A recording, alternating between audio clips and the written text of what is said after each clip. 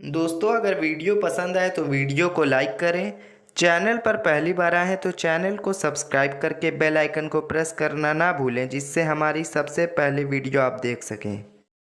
दोस्तों, कहानी शुरू होती है विनय से। विनय की शहर में कपड़े की दुकान थी। वो बहुत दिल लगाकर अपना बिजनेस संभालता था। विनय हर रविवार को दोपहर में मंदिर जाया करता था। वो अपनी दुकान पर बैठा मंदिर जाने की तैयारी कर ही रहा था कि उसे सामने से आती एक लड़की दिखाई दी। विनय के दिल में ना चाहते हुए भी लालच आ गया कि चलो, एक तो लड़की है, उससे 2-4 मिनट बातें हो जाएंगी और दूसरा ग्राहक भी तो है, बातों बातों में कमाई भी तो हो जाएगी। सभी दुकानदार ग्राहक का चेहरा देखकर पकड़ लेते हैं कि वह सामान खरीदेगा या नहीं, और विनय ने भी उस लड़की को देखकर उसका चेहरा पढ़ लिया था। विनय जानता था कि ऐसी लड़कियां हमेशा ज़्यादा खरीदारी करती हैं, इसलिए वो मंदिर जाने के बजाय रुककर उस ग्राहक का इंतज़ार करने लगा। वो लड़की दुकान में आ गई। विनय की दुकान पर बहुत महंगे महंगे सूट थे। विनय ने सारे महंगे सूट उसे दिखाए। उसने 2 सूट पसंद कर लिए और बोली, 2 सूट और इससे थोड़ा महंगे वाले दिखा दो। वो लड़की विनय से बातें कर रही थी और उन कपड़ों के बारे में भी पूछ रही थी। ऐसे में विनय का दिमाग मंदिर की तरफ भी था, क्योंकि आज रविवार था। वो लड़की हंस हंस के विनय की दुकान से कपड़े खरीद रही थी और विनय भी हंस हंस कर बातें करता जा रहा था। कुछ देर बाद उस लड़की ने 4 सूट पसंद किए। विनय ने उस सूट को झोले में रख दिया और बिल बनाने लगा। लड़की ने बड़ी चालाकी से दुकान के काउंटर से सूट उठाया और जा ही रही थी कि तभी उसे देखकर विनय ने उसे रोकते हुए कहा, अरे मैडम जी, आपने अभी बिल नहीं दिया है। ये बात सुनकर वो लड़की हंसने लगी और बोली, तुम्हें क्या लगता है बेवकूफ़, मैं दुकानदारों से बिल देकर शॉपिंग करती हूँ? नहीं। विनय बोला, अरे मैडम जी, ये आप कैसी बातें कर रही हो? ये सूट बड़े महंगे हैं और मैं इन्हें आपको फ्री कैसे दे सकता हूँ? और ये तो हमारी पहली मुलाकात है। चलिए ठीक है, मैं कम से कम डिस्काउंट कर सकता हूँ मैडम। विनय सोच रहा था कि शायद वो लड़की उससे मजाक कर रही है, पर वो गलत सोच रहा था। उसे कोई भी फर्क नहीं पड़ा। वो घूमकर अंदर आ गई। विनय को गुस्सा आ गया। तभी उसने वो कपड़े वाला थैला खींचकर काउंटर पर रखा। तब उस लड़की ने कहा, तुम्हारी हिम्मत कैसे हुई मेरे हाथ से थैला खींचने की? और उस लड़की ने बिजली की तरह तेजी से अपना दुपट्टा जमीन पर फेंका, अपनी आस्तीनें फाड़ी और दुकान के सामने गुजरने वाले 2-3 आदमियों को देखकर जोर जोर से चिल्लाने लगी। वो आदमी उस लड़की की आवाज़ सुनकर दौड़े दौड़े दुकान के अंदर आ गए। उन्होंने जब उस लड़की से पूछा तो उस लड़की ने विनय के ऊपर सीधा बदतमीज़ी करने का आरोप लगा दिया। उन लड़कों ने जब ये बात सुनी तो उन्होंने बिना कुछ सोचे समझे विनय को मारना शुरू कर दिया। वो तो ऊपर वाले की कृपा थी कि विनय के बगलगीर दुकानदारों ने आकर झगड़ा शांत कराया, नहीं तो वो उसे चलने लायक न छोड़ते। विनय की बाजार में बहुत अच्छी इज्जत थी, पर इस घटना ने विनय को पूरे बाजार में बदनाम करके रख दिया था। और उस लड़की ने हंगामे का फ़ायदा उठाया और वो कपड़े का थैला लेकर वहाँ से 9-2-11 हो गई और बेचारा विनय हाथ मलता रह गया। वो कीमती कपड़े अब विनय के हाथ से जा चुके थे। वो चालाक लड़की विनय को चूना लगा चुकी थी। अब विनय पछताने लगा था कि काश मैं मंदिर जाने के लिए लेट ना करता, ग्राहक का लालच न करता, तो इतनी बड़ी बदनामी न होती। अब कुछ महीने ऐसे ही बीत गए और वहाँ के लोग इस बात को भूलने लगे थे, पर विनय के दिल में अब भी एक बदला पैदा हो गया था। विनय उस लड़की की तलाश में था। उसने अपने दिमाग में ठान लिया था कि जैसे उसने मुझे भरी बाजार में शर्मिंदा किया है, वैसे मैं भी उसकी बेइज्जती करूँगा। विनय अपनी बेइज्जती बर्दाश्त नहीं कर सकता था और बहुत गुस्से में था। उसने अपने दोस्त से इस बारे में पूछा कि मैं क्या करूं, बताओ, उस औरत ने पूरे बाजार में मुझे बेइज्जत किया है, अब मैं क्या करूं? तो उसके दोस्त ने कहा, तुम्हें ऐसी लड़कियों से लड़ना नहीं चाहिए था, बल्कि ऐसी लड़की से तुम्हें भी चालाकी से अपने काम निकालने चाहिए थे। विनय के अंदर से बदले की आग बुझ नहीं रही थी। विनय का दोस्त बोला, तुम उसे बदनाम कैसे करोगे? एक ही रास्ता है, या तो वे फिर दोबारा तुम्हारी दुकान पर आ जाए, नहीं तो तुम उसका कुछ भी नहीं बिगाड़ सकते हो, क्योंकि वो तुम्हें दोबारा यहाँ नज़र ही नहीं आएगी। अपने दोस्त की बात सुनकर विनय मायूस हो गया, लेकिन उसके दिमाग में ये बात घुस चुकी थी कि मैं उस लड़की से बदला ज़रूर लूँगा। अब धीरे धीरे वक्त गुजरने लगा और इस बात को 2 महीने हो चुके थे। विनय अपनी दुकान पर बैठा हुआ था, तभी अचानक से एक बूढ़ा व्यक्ति उसकी दुकान पर आया। वो बूढ़ा आदमी बहुत परेशान लग रहा था।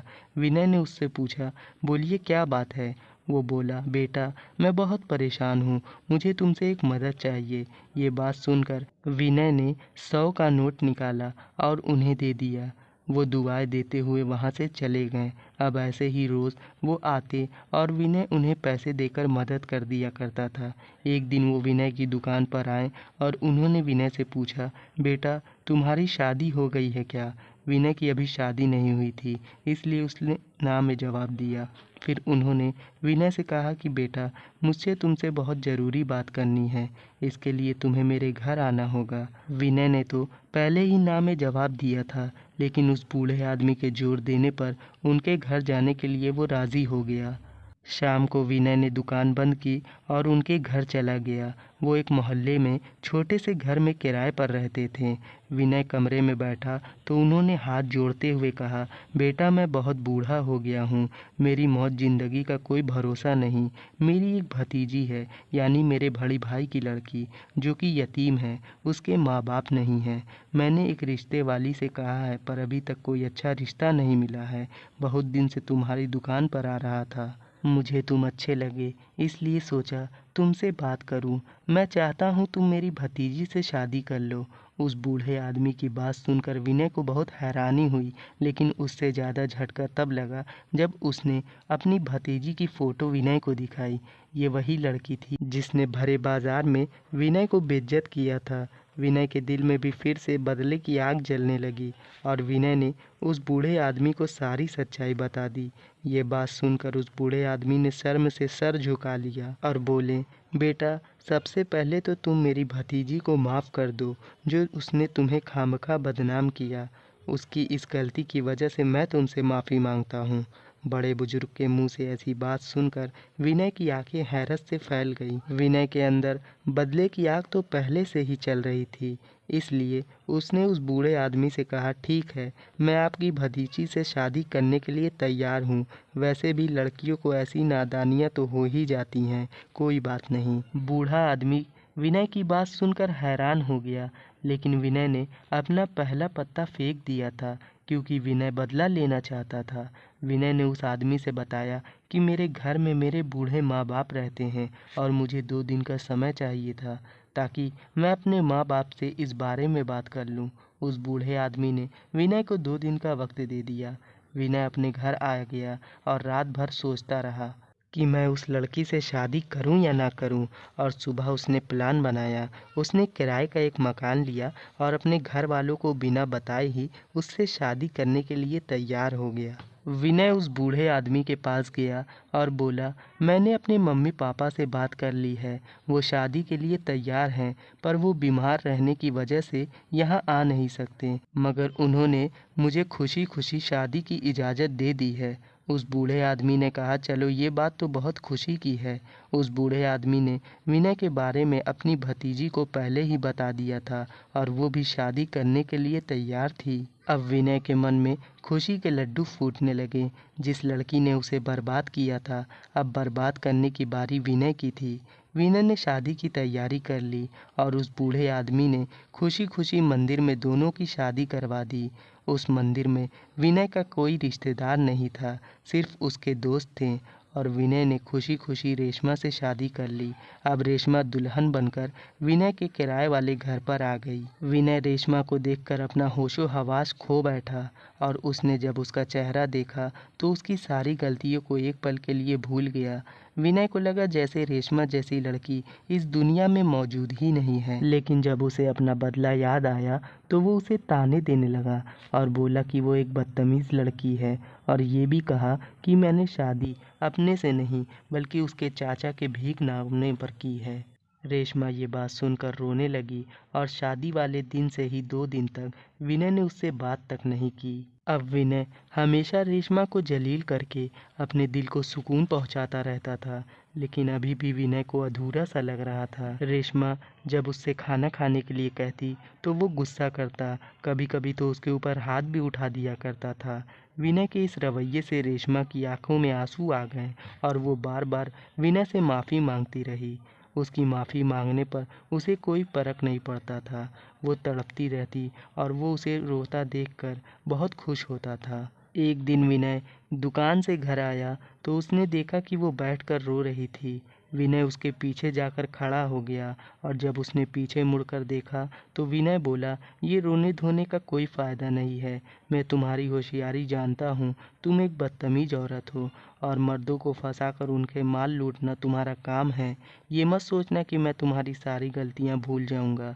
रेशमा विजय के पैर पर गिर कर बोली, मुझे माफ़ कर दें, मैं अब ऐसी गलती दोबारा नहीं करूँगी और सच में मैं आपसे मोहब्बत करने लगी हूँ। मैंने आपसे शादी के लिए चाचा जी से खुद कहा था। विनय को कुछ समझ नहीं आया। उसने अपनी दोस्त से पहले ही इस बारे में बात की हुई थी। विनय ने प्लान बनाया था कि वो उस किराए के घर को छोड़कर अपनी दुकान को बेचकर किसी दूसरे शहर में शिफ्ट हो जाएगा और रेशमा को हमेशा हमेशा के लिए तड़पता छोड़ देगा। शादी को 1 महीने गुजर चुके थे और विनय अब अपना बदला भी ले चुका था और अब विनय उससे अपना पीछा छुड़ाना चाहता था। विनय ने अपने जानने वाले से ही 12 लाख रुपए में अपनी दुकान बेच दी थी और उससे एडवांस पैसे भी ले लिए थे। अभी उसने दुकान पर जाना भी बंद कर दिया था और विनय का अब घर पर रहने की वजह से रेशमा उससे ज़्यादा बात करने की कोशिश करती रहती थी। रेशमा विनय का दिल खुश करती, तरह तरह के खाने बना कर देती, मगर विनय उस पर गुस्सा करता और कहता, मैं तुम्हें छोड़ दूंगा। विनय की आज घर में आखिरी रात थी, इसलिए उसने सोचा चलो रेशमा से थोड़ा अच्छे से बोल लेता हूँ ताकि ज़िंदगी भर उसे खोने का गम ना रहे। विनय अपने कमरे में गया तो उसने देखा रेशमा बैठी हुई थी।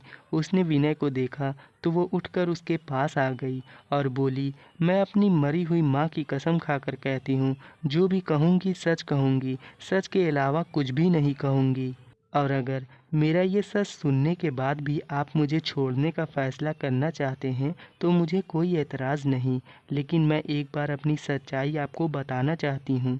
ये बात सुनकर विनय हैरान रह गया कि ऐसी कौन सी सच्चाई है जो इसने अभी तक मुझसे छुपाई हुई है। तब रेशमा ने भीगी हुई पलकों के साथ अपनी कहानी सुनाई। रेशमा ने विनय से बताया कि क्या आपको लगता होगा कि मैं बड़ी ख़राब किस्म की लड़की हूँ, और हाँ, ये सही बात है कि मैं शरीफ नहीं हूँ, लेकिन गलत काम करने पर मेरा कोई कसूर नहीं। जब मेरी माँ की शादी विनोद से हुई तब मैं 13 साल की थी। विनोद मेरा सौतेला बाप था। पापा की मौत के बाद मेरे मामा मामी ने मुझे घर में रहने नहीं दिया और मेरी माँ की दूसरी शादी कर दी। रेशमा बड़ी हो रही थी और विनोद की नज़रें उस पर ही थीं। वो रेशमा के ज़रिए पैसे कमाना चाहता था। वो दूसरों की दुकान पर रेशमा को ले जाता और उसे वहाँ बैठालकर खुद इधर उधर चला जाता था। रेशमा की माँ को इस बात की कोई खबर ना थी, क्योंकि उनको ब्लड प्रेशर हो गया था, इसलिए वो ज़्यादातर बिस्तर पर ही पड़ी रहती थी।